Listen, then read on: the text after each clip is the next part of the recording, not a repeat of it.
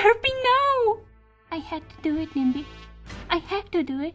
If they keep investigating, they will find out about us. There's nothing to find out. In order for this to work, the two dimensions have to resonate. But that means you're going to die. There's no time, Nimby. You went too far. Lyra, no! I had to do it, Nimby. I had to do it. But why are you doing this? I thought you loved me. I used to. But I love Twilight more. Wait, why do you sound like me? Because I am you. What? You're carrying Spike's baby? But how is that possible? He's a dragon and you're a robot. Colgate now! Don't worry, I'm just drunk. There's no need to hide anymore. I know who you really are. Looks like you're the only one who opened her eyes. And now, the conclusion. Wow! That was a blast! Although, my newly found perfect shooting location just got destroyed, which was also the beautiful town library and Twilight's home. Thanks, T-Rex Bama. But life goes on, right? We've got the season 4 finale to review, Twilight's Kingdom. Of course, the two-parters are always Twilight episodes, so not like I wasn't expecting this. Let's get started. I've just been feeling a little unsure about things lately. It doesn't seem that my new role as a princess equates to all that much. You mean Twilight actually shows emotion and interest towards the world around her? Yes, and all I seem to do is smile and wave. And she acts like an actual person who isn't dead inside? Yes. And Tara Strong doesn't sound like she records her lines in her sleep? But that was a long time ago. Why is he just now starting to steal magic? I take what I can get. Yay! Twilight is back from her coma! I guess it's time to briefly explain why I showed a slight dislike towards Twilight through this entire season. It began with the season opener. Remember how we started out with Twilight immediately asking her friends not to call her a princess and not wearing her crown? I was kind of disappointed that these things didn't mean any kind of challenge for her. Of course, I didn't expect an entire episode about it, but maybe they could have shown her surprised, confused, or sad when Applejack or one of the others called her a princess. And only the second time when they addressed her by her title would she ask them not to do it. Because the way they did it, it seems like she only does this because she knows that's the right behavior, and not because she actually feels uncomfortable being addressed as a princess by her friends. Of course, she says it doesn't feel right for her, but it doesn't feel genuine. She just says it with a blank expression. But there are some other examples too from later in the season, like in Twilight Time. She acted as a supporting character there, and all her dialogue served the plot. There weren't any character-driven lines. Even when all the kids appeared before her door, she acted casually and invited them in. It would have been a perfect opportunity to use her relaxing technique that she learned from Cadence. It wouldn't took that long and it wouldn't have taken anything away from the episode. Twilight just felt like a non-entity. She didn't show emotion, feelings, motivation, character traits. All she did was saying the perfect things that drive the plot forward. And when the show came to address her princesshood, it was really disappointing. But not as much first. She looked like she was nervous about performing with the other princesses at the Summer Sun celebration. And that was fine, but the second time around, when she performed her royal duties at the Traders Exchange in Rainbow Falls, what kind of emotion she shows? Nothing. It's the very first time when she has a job as a princess that she has to do alone. She should be excited or nervous. Remember Twilight? Remember that she overreacts things and how she's worried about everything to go perfectly? Well, not anymore. Pinkie Pie is more excited than she is. And of course, I accept the explanation that Twilight is just this level-headed now and she learned how to control her stress. But that is boring! If Twilight doesn't seem to be worried about anything she does or her princess duties, then why should I care? You know the other members of the main six. You've seen them being so excited about their passions and destinies throughout the season. Rarity in Rarity Takes Manhattan really wanted to perform well at the Fashion Week.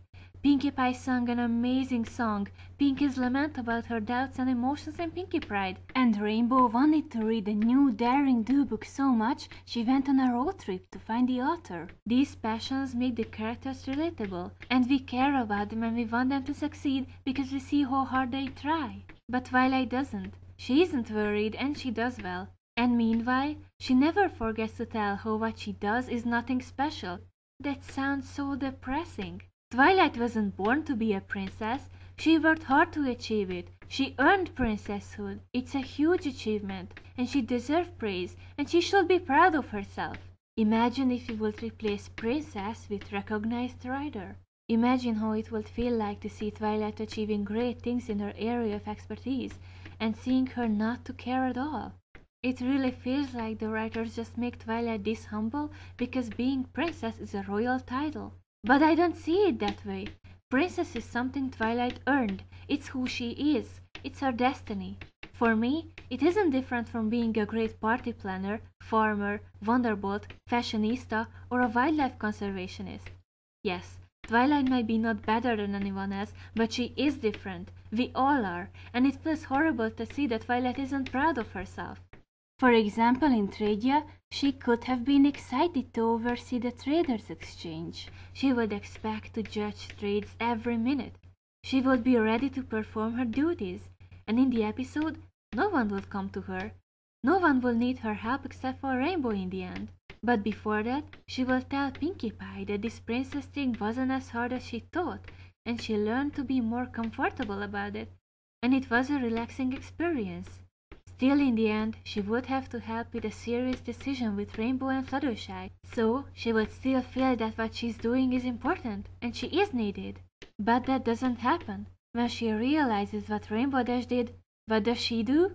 She seems upset, confused, sad, nervous. No, we're going with nothing. Okay.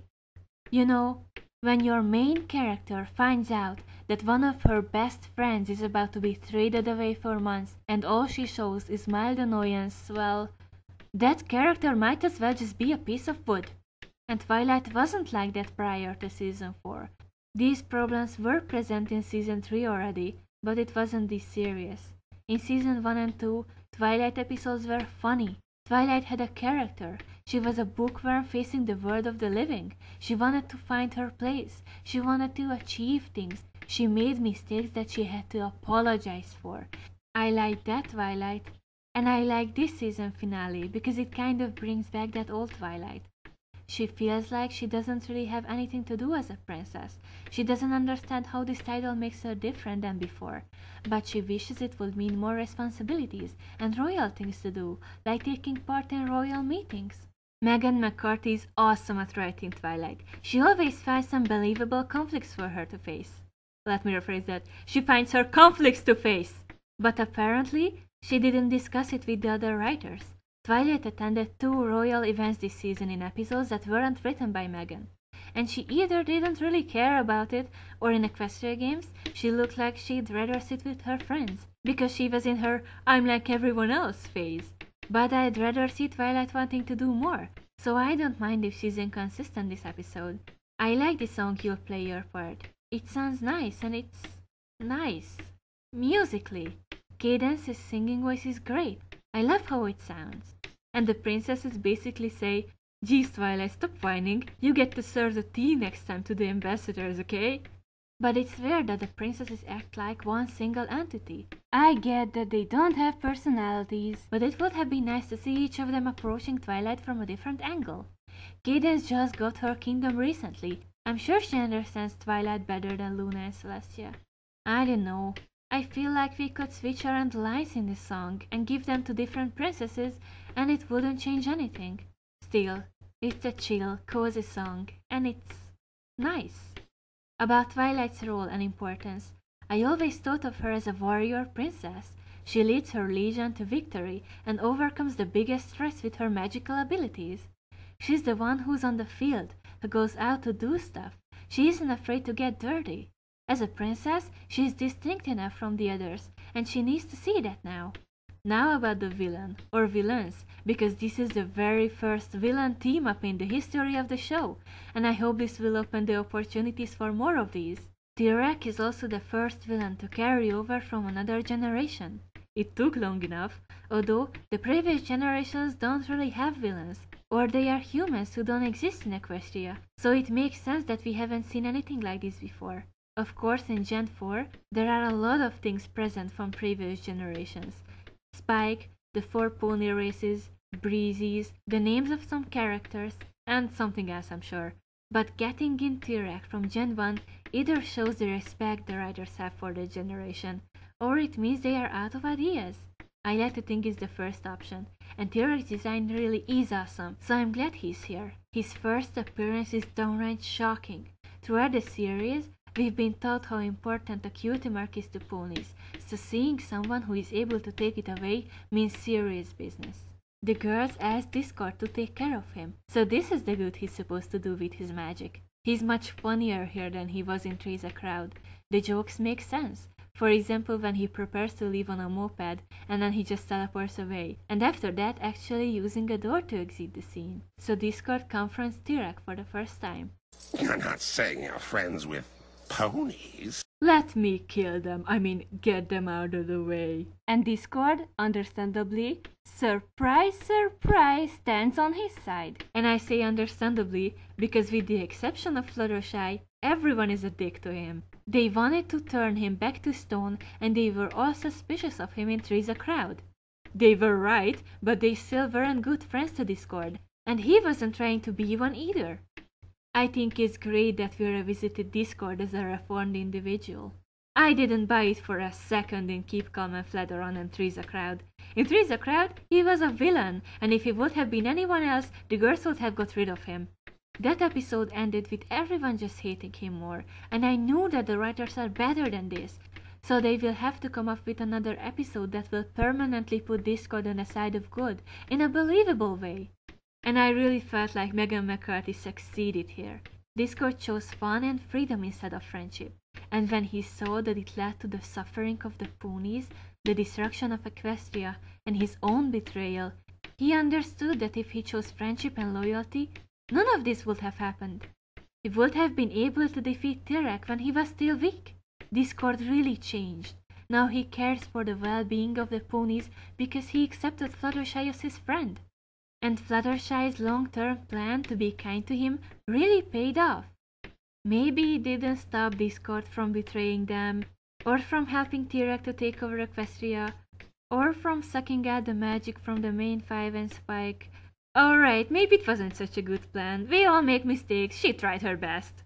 I love T-Rex and Discord as a supervillain team. Although T-Rex does most of the work, Discord is just kinda there, raising an eyebrow. Great teamwork, guys! So Celestia, Luna and Cadence come up with the idea to give away their powers to Twilight, so she figures out what to do herself, I guess. The 3 princesses yet again feel like one entity. We don't see them convincing Cadence, we don't see their reaction when they come to terms with that they don't have any other option. And I'm sure I don't have to tell you how stupid it was to leave that stained glass window of Twilight right there in plain sight. They remembered to tell Twilight not to inform her friends of the plan, but they didn't remove the window, and they somehow forgot that Discord is with T-Rex, who can tell him about Twilight anytime. This is a dumb plan, and all it did was get the superfluous princesses out of the plot.